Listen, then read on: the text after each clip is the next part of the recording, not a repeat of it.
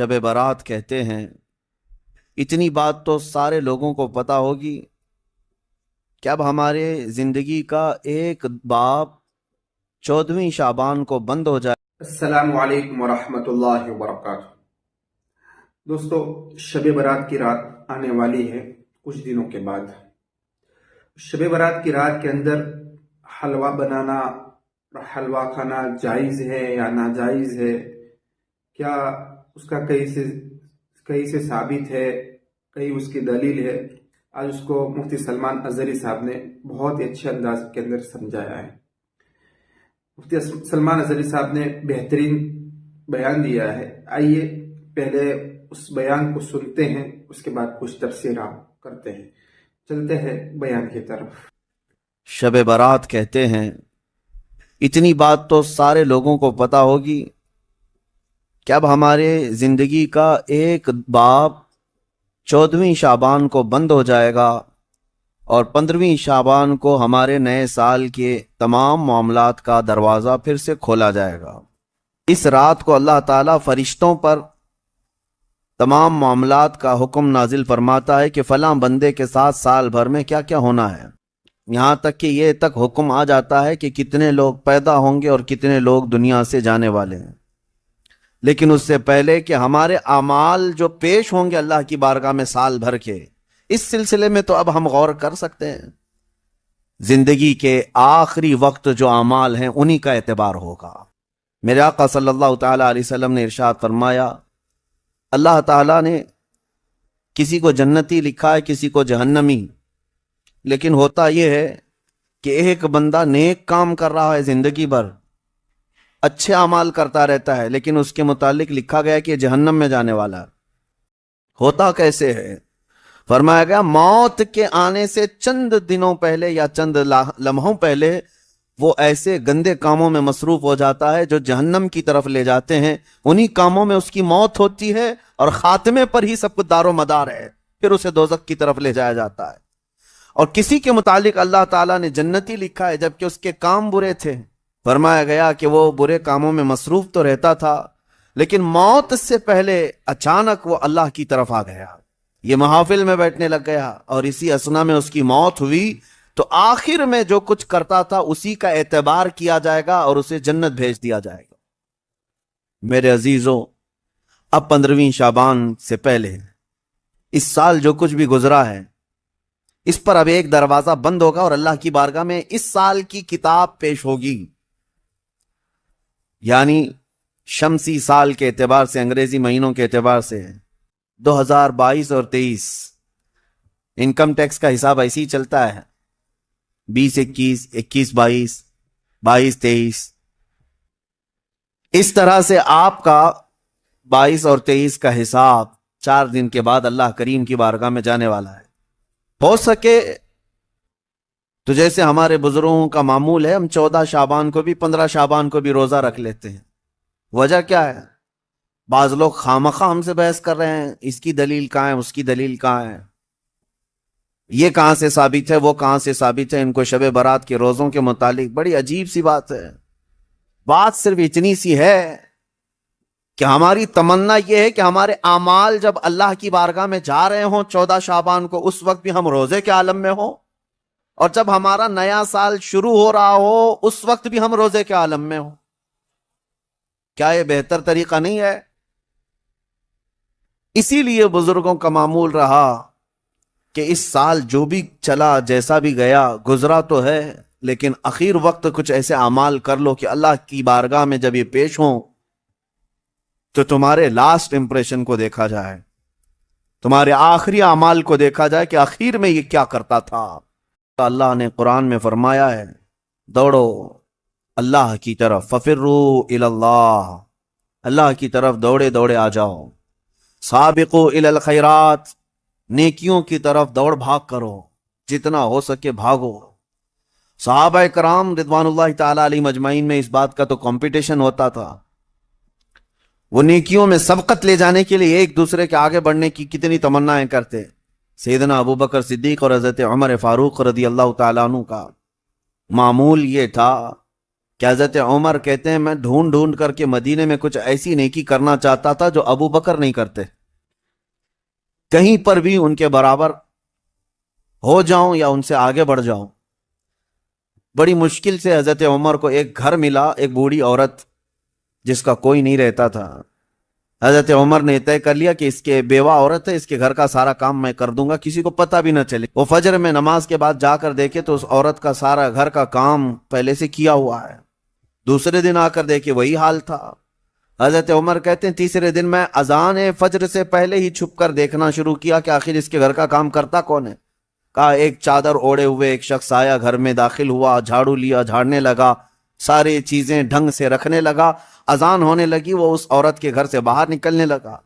حضرت عمر کہتے ہیں میں قریب جا کر چادر ہٹایا تو ابو بکر صدیق تھے۔ حضرت عمر کہتے ہیں میں کبھی آگے بڑھ ہی نہیں سکتا، میں جہاں کوشش کرتا ہوں اس سے پہلے حضرت ابو بکر پہنچے ہوئے ہوتے۔ جب آپ کی خلافت کا وقت تھا تب آپ نے اعلان کیا، حضرت عمر فاروق نے، کوئی ایسی نیکی جو ابو بکر کرتے تھے اور میں نہیں کر رہا ہوں تو لوگوں مجھے بتا دو تاکہ میں برابر ہو جاؤں۔ کسی ایک صاحب نے کھڑے ہو کر کہا حضرت ابو بکر جب خلافت کرتے تھے ان کے زمانے میں وہ سب کے حقوق ادا کرتے، لیکن روزانہ وہ دوپہر کے وقت اپنے ہاتھ میں توشادان لے کر جنگل کی طرف جاتے اور پتہ نہیں کسی کمزور یا کوئی معذور یا محتاج کو کھلا کر آتے، لیکن ہمیں یہ نہیں معلوم کس کو کھلاتے تھے۔ یہ حضرت ابو بکر کا معمول تھا۔ دوسرے دن حضرت عمر نے اپنے گھر سے توشادان لیا، روٹی سالن، اور لے کر اسی جنگل کی طرف چل پڑے۔ وہاں کس کو کھلاتے تھے کیا پتا، دن بھر ڈھونڈتے رہے، کوئی ملے، کوئی نہیں ملا۔ شام کا وقت قریب آ رہا تھا، ایک پہاڑ کی چوٹی میں ایک غار سے کسی کے ذکر کرنے کی آواز آ رہی تھی۔ دوڑ کر جا کر دیکھا کہ کوئی ہے یہاں پر مجبور۔ جیسی غار کے اندر نظر پڑی تو دیکھا ایک ایسا شخص بیٹھا ہوا ہے جس کے ہاتھ بھی کٹے ہیں، پیر بھی کٹے ہیں، اور آنکھوں سے بھی بینا نہیں ہے، اندھا ہے، نابینا ہے۔ اتنی معذوری کے عالم میں اگر کوئی بیٹھا ہوا ہے اور غار میں، تو حضرت عمر کہتے ہیں مجھے تو یقین ہو گیا کہ یہی وہ بندہ ہے جس کو حضرت ابو بکر کھلایا کرتے تھے۔ حضرت عمر کہتے ہیں میں گیا، چپکے سے جا کر بیٹھ گیا، میں نے آواز بھی نہیں کی تاکہ اس اندھے شخص کو یہ معلوم بھی نہ ہو کہ کون کھلانے آیا ہے۔ آپ نے روٹی توڑ کر سالن میں بھگوئی اور اس اندھے کو منہ میں روٹی رکھی۔ جیسے ہی اس کے منہ میں روٹی کا ٹکڑا گیا وہ چیخ کر کہتا ہے آنے والے، کیا ابو بکر کا انتقال ہو گیا؟ کون آیا ہے آج کھلانے کے لیے؟ حضرت عمر کہتے ہیں تو اندھا ہے، نابینا ہے، تجھے کیسے خبر کہ آنے والا ابو بکر نہیں ہے؟ وہ کہتا ہے اس لیے کہ ابو بکر کو پتا تھا میرے منہ میں دانت نہیں ہے، وہ اپنے منہ سے چبا کر میرے منہ میں روٹی ڈالتے تھے۔ آج تو نے پوری روٹی اٹھا کر ڈالی تو مجھے سمجھ میں آ گیا کہ آنے والا ابو بکر نہیں ہے، کوئی اور آیا ہے۔ حضرت عمر کی آنکھوں سے آنسو آئے، باہر نکل کر کہتے ہیں قسم رب ذوالجلال کی ہے ابو بکر آپ سے ایک قدم بھی میں آگے نہیں بڑھ سکتا۔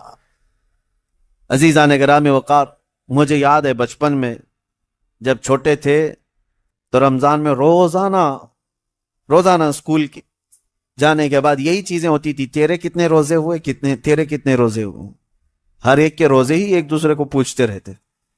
لیکن آپ ہو سکتا ہے آپ کے ساتھ بھی ایسا ہوتا رہا ہوگا، سارے دوست جیسے 10 رمضان آ گئے، 15 رمضان آ گئے، ہر ایک کو پوچھتے رہتے ہیں کتنے ہوئے کتنے ہوئے، کسی کے 7 ہوئے، کسی کے 10 ہوئے، کسی کے 12 ہوئے، اور کوئی کہتا ہے پورے ہوئے ہیں، اب تک کے پورے ہوئے ہیں۔ ہم بھی اس وقت سنتے تھے، ایک دوسرے سے بات کرتے تھے، لیکن اس وقت ایک دوڑ رہتی اور گھر میں آ کر جھگڑا بھی کرتے، فلاں کے تو 10 ہو گئے، مجھے سحری میں ضرور اٹھانا، نہیں تو میں اس کے پیچھے پڑ جاؤں گا، میں اس کا پیچھے ہو جاؤں گا۔ تو یہ دوڑ کہاں سے آئی؟ یا آپسی ماحول سے ہی آئی۔ یہی انوائرمنٹ ہم چاہتے ہیں کہ نیکیوں میں سبقت لے جانے کا انوائرمنٹ ہو جائے، ماحول ایسا ہو، دوڑ لگے، صرف رمضان میں نہیں، تلاوت قرآن میں بھی۔ صحابہ کے درمیان یہی ماحول تھا۔ حدیث پاک میں ملتا ہے صحابہ کرام مسجد نبوی میں جمعہ کی نماز کے لیے جو آتے، پہلی صف کا ثواب ہے نا، حضور پاک صلی اللہ تعالی علیہ وسلم نے صرف ایک بار یہ ارشاد فرمایا کہ اگر میں تمہیں بتا دوں کہ پہلی صف میں نماز پڑھنے کا ثواب کیا ہے تو اس پہلی صف میں آنے کے لیے تم سب آپس میں تلوار بازیاں کرنے لگ جاؤ گے، جنگ ہو جائے گی تمہارے درمیان۔ تو حضور پاک صلی اللہ علیہ وسلم نے اتنا فرمایا تھا، لیکن تلواریں تو نہیں نکلتی تھی صحابہ کی. لیکن جمعہ کی نماز کے لیے جو صحابہ مسجد نبوی میں آتے تھے، جانتے ہیں وہ کب آتے؟ فجر کی نماز میں آ جاتے تھے. جو فجر کی نماز میں حاضر ہوا اسے جمعہ کی نماز پہلی صف میں ملی. تو یہ دوڑ تھی.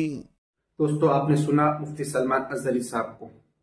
دوستو شب برات ہو یا کوئی بھی رات ہو، کوئی بھی ہمارا تہوار ہو، چاہے عید ہو، کوئی بھی ہو، اس میں یہ حلوہ بنانا یہ کہیں سے ثابت نہیں ہے. ہاں البتہ عید الفطر کے اندر میٹھا کھانا اللہ کے نبی سے ثابت ہے. اس کے علاوہ کوئی بھی چیز اللہ کے نبی سے ثابت نہیں ہے. اللہ کے نبی صلی اللہ علیہ وسلم ارشاد فرماتے ہیں، رسوم الجاہلیت تحت القدم، میں نے جاہلیت کی تمام رسموں کو اپنے قدموں کے نیچے رون دیا ہے. اور اللہ کے نبی صلی اللہ علیہ وسلم فرماتے ہیں کہ جو دین میں نئی بات ایجاد کرے گا وہ بدعت ہے، اور ہر بدعت گمراہی ہے. کل بدعت ضلالہ وکل ضلالۃ فی النار، اور ہر گمراہی جہنم کی طرف لے جانے والی ہے. ہمیں ہمارے پیارے حبیب صلی اللہ علیہ وسلم، صحابہ کرام رضی اللہ تعالیٰ عنہم اجمعین، اور قرآن سے جو ثابت ہو اسی بات کو کرنا چاہیے. قرآن تو فرماتا ہے الیوم اکملت لکم دینکم، ہم نے دین کو نبی کے اوپر مکمل کر دیا ہے نا. دین کو اللہ کے نبی صلی اللہ علیہ وسلم پر مکمل کر دیا. اس لیے ہمارے نبی سے کہیں سے یہ ثابت نہیں ہے یہ حلوہ شب برات کے اندر اس کو نہیں کرنا چاہیے. دوستو اس ویڈیو کے تعلق سے آپ کی کیا رائے ہے کمنٹ باکس میں ضرور لکھیے. ویڈیو کو زیادہ سے زیادہ شیئر کریں، لائک کریں، سبسکرائب ضرور کریں. ملتے ہیں نیکسٹ ویڈیو میں، تب تک کے لیے السلام علیکم.